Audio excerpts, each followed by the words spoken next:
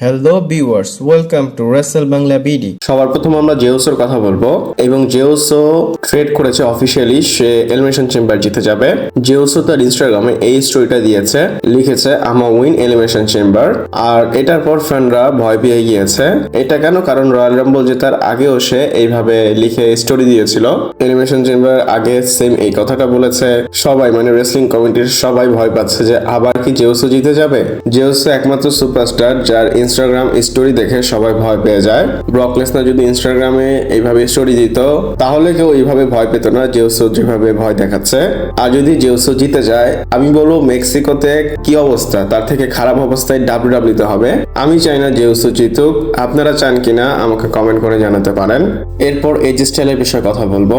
রিটায়ারমেন্টের পরে কি কি হয়েছে সবকিছু তো বলেছিলাম, কিন্তু একটা জিনিস আমার মিস হয়ে গিয়েছিল। এজি স্টাইল র রিক্যাপে এসে যা বলেছে, মানে যেটা বলেছে এটা শুনে আমি শক হয়ে গিয়েছি। এজি স্টাইল বলে, WrestleMania, listen, I am sorry to say you used to be the most prestigious event or PLE, but nowadays it has kind of lost its luster a little bit। মানে সে বোঝাতে চেয়েছে এখন WrestleMania-তে ওই জিনিসটা নেই আগের WrestleMania-তে যেটা ছিল। প্রথম বিষয় হচ্ছে এরকম স্টেটমেন্ট এজি স্টাইল থেকে এসেছে, এটা অনেক বেশি শকিং। WWE এত বড় শোকে WWE থেকে এইভাবে নিচা করা আসলে উচিত না বলাটা ঠিক হবে না, কারণ এজি স্টাইল যেটা বলেছে একদম ঠিক বলেছে। আগের যে একটা রেসলিংয়ের ব্যাপার ছিল এখন কিন্তু সেটা নেই। এজি স্টাইল যেটা বলেছে এটা তার ওপিনিয়ন, সবারই রেসপেক্ট করা উচিত। আর এজি স্টাইলের এই কথাটাকে সবাই সাপোর্ট করতেছে। ইভেন ফ্যানরাও কিন্তু বলে যে আগের মতো রেসলম্যানিয়ার ফিল পাওয়া যাচ্ছে না। আর এই সময় এজি স্টাইল কথাটা বলেছে। আপনারা এই কথা এগ্রি করেন কিনা আমাকে কমেন্ট করে জানাতে পারেন। এরপর WWE 2K26 এর বিষয়ে কথা বলবো। আর এই বছরের রেটিং কত কোটি উঠছে সেটা আপনাদের জানিয়ে দিব। আপনারা তো ভাবতেছেন যে রেটিং এর কথা কেন বললাম। আপনাদের জানা উচিত WWE যে গেম, এখানে রেটিংটা খুবই ম্যাটার করে। যদি রোমান রেইন্সের কোটি থেকে বেশি হয়ে যায় বা কোডি রোমান রেইন্সের থেকে বেশি হয়ে যায়, এটা নিয়ে কিন্তু অনেক কথা হয়। তো আগের বছরের থেকে এই বছরের কোডি রোডসের যে রেটিং সেটা একটু কমেছে, মানে 1% কমেছে। আগে ছিল 96, এখন হয়েছে 95। 2K25 থেকে 2K26 এসে 1% কমে গিয়েছে। আমি বলবো 1% স্টক না কমে যদি 10% কমে যেত আরো ভালো হতো। আপনাদের কি মনে হয় আমাকে কমেন্ট করে জানাতে পারেন।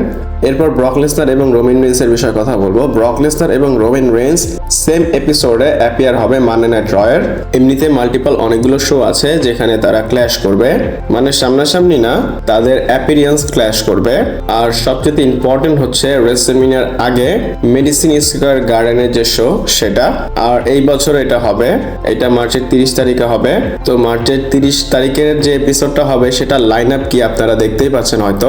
আমি বলে দিই, সিএম পাঙ্ক শোতে থাকবে, তারপর ব্রক লেসনারও শোর মধ্যে থাকবে, রোমান রেইন্স থাকবে, রিয়া রিপ্লি, স্টেফানি বেকার, বেকি লিঞ্চ, ওবাফেমি এবং লোগান পল। ওবাফেমির কথা যদি বলেন, ওবাফেমি কিন্তু এখানে একটা ইন্টারেস্টিং নেম। ওবাফেমির কিন্তু এখনো কনফার্ম হয়নি সে স্পেসিফিক কোন ব্র্যান্ডে থাকবে, কিন্তু মার্চের 30 তারিখ পর্যন্ত তাকে রয় রাখা হয়েছে। তাকে যেহেতু রয়ের মধ্যে শিডিউল করা হচ্ছে, আই গেস মানডে নাইট রতে সে থাকবে। এবং ব্রক লেসনারের সাথেও কিছু হতে পারে, এটা লজিক্যালি যদি চিন্তা করেন। এমনিতে ব্রক লেসনারের ওপেন চ্যালেঞ্জ আছে, সেটাও দেখার বিষয়। কিন্তু মেইন আপডেট হচ্ছে Roman Reigns, Brock Lesnar, CM punk এরা সবাই শো এর মধ্যে থাকবে। এলিমিনেশন চেম্বারের পর একদম রোড টু রেসলম্যানিয়া। তো মার্চের 30 তারিখ হচ্ছে লাস্ট। তো আমরা দেখি সেখানে কি হয়। এরপর ক্যারিয়ান ক্রসের বিষয়ে কথা বলবো। আর পল হেমেন চাচ্ছে ক্যারিয়ান ক্রসকে WWE তে আবার নিয়ে আসবে এবং আপডেটে বলা হচ্ছে পল হেমেন তাকে নিয়ে আসার জন্য WWE এর মধ্যে আইডিয়া পিচ করতেছে। আমি জানি না পল হেমেন কেন এটা করতেছে। কেন? কারণ ক্যারিয়ান ক্রস যদি WWE তে আসে এমন না যে তার খুব ব্রাইট একটা ফিউচার হবে। লাস্ট টাইম ট্রিপল এইচ তাকে রিটার্ন করিয়েছিল, কিন্তু তারপরে কি হয়েছে আমরা সবাই দেখেছি। ক্যারিয়ান ক্রসকে দিয়ে WWE চলেনি, মানে সে চালাতে পারেনি। এমন অনেক সুপারস্টার আছে যাদেরকে দিয়ে চলে না, মানে অনেক সময় ধরে তারা এইভাবেই পড়ে থাকে। যেমন WWE এর মধ্যে অনেক ক্যাটাগরি হয়, যেমন একটা মেগা স্টারের ক্যাটাগরি। মেগা স্টার বলতে যেমন Roman Reigns, Brock Lesnar, Cody Rhodes, Randy Orton, এই টাইপের সুপারস্টার যারা আছে তারা সবসময় উপরে থাকবে, তারা নিচে নামবে না। তারপর একটা ক্যাটাগরি হয় মিড কার্ডের, তাদেরকে যদি অনেক হাইপ করা হয় তাও তারা উপরে যেতে পারে না। এক্সাম্পল হিসেবে যেমন কার্মেলো হেস, ইলিয়া ড্রাগনো, তারপর জেউসো, এরা মিড কার্ডের ক্যাটাগরিতে আসে। এরপরে 3 নম্বর একটা ক্যাটাগরি আছে যেটার নাম হচ্ছে কেটারিং। কেটারিং এ আপনারা অলমোস্ট টাইপের সুপারস্টারদের দেখতে পারবেন। তারা অনেক ট্যালেন্টেড হয় কিন্তু WWE তাদেরকে রেগুলারলি ইউজ করে না এবং এরা কখন অনেক হাইপে চলে আসে আবার নিচে চলে যায়, মানে WWE জানে না তাদেরকে কি করতে হবে। এই ক্যাটাগরিতে আসে ক্যারিয়ান ক্রস। এক্সাম্পল হিসেবে যদি অ্যান্ড্রয়েডের নাম বলি, বলি এখানেও সে চলে আসে।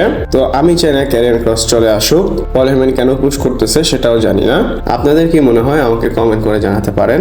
এরপর আমরা কথা বলবো এলিমিনেশন চেম্বারের বিষয়, এবং WWE এখনো এলিমিনেশন চেম্বারের উইনার ডিসাইড করেনি।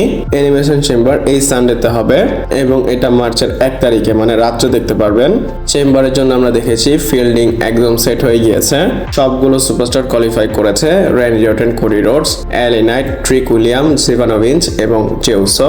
দেখে মনে হচ্ছে সবকিছু ডান, কিন্তু রিয়েলিটি হচ্ছে WWE এখনো সিদ্ধান্ত নেয়নি তারা কাকে জিতাবে। 2-3টা নেম একদম ফেভারিট, প্রথমে র্যান্ডি অর্টন, দ্বিতীয়তে কোডি রোডস এবং তৃতীয়তে এলি নাইট। এলি নাইটের চান্স অনেক কম, র্যান্ডি অর্টন, কোডি রোডসের চান্স অনেক বেশি।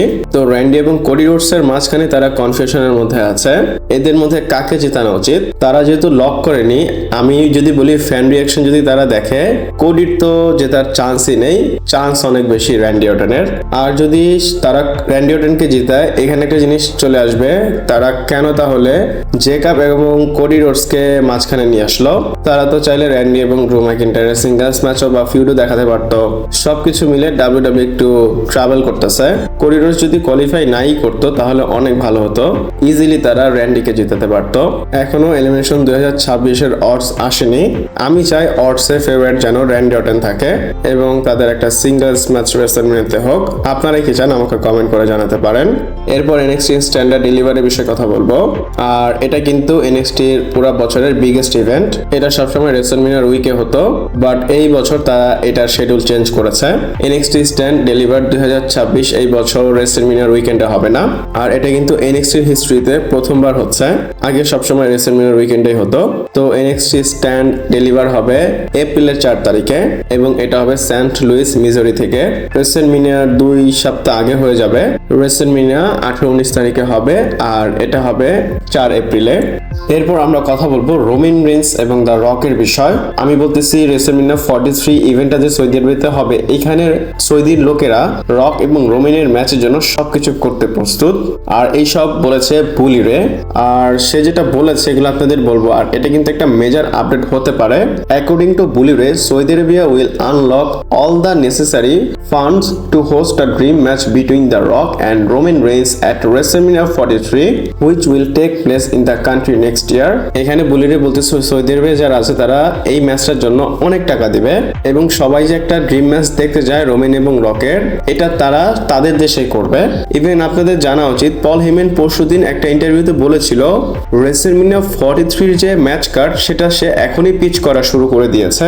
তারপর রোমান রেইন্স রয়্যাল রাম্বল জেতার পর বলেছিল নেক্সট ইয়ার এই সিটিকে আমি টেক ওভার করব। আমার মনে হচ্ছে এই ম্যাচ অলরেডি লক আছে এবং সৌদি যারা আছে তারাও জানে রোমান এবং রকের ম্যাচটা সৌদিতে হচ্ছে। ইভেন আমরা এটাও জানি সৌদি যারা আছে তারা অনেক টাকা পে করবে শুধু রককে এই ম্যাচটা করার জন্য। এক কথায় বলতে পারি সৌদি যারা আছে তারা সবকিছু করতে প্রস্তুত, জাস্ট এই ম্যাচটা তাদের দরকার। আমার মনে হয় এই ম্যাচটা আমরা কখনো দেখতেই পারতাম না যদি সৌদি যারা আছে তারা উদ্যোগ না নিত।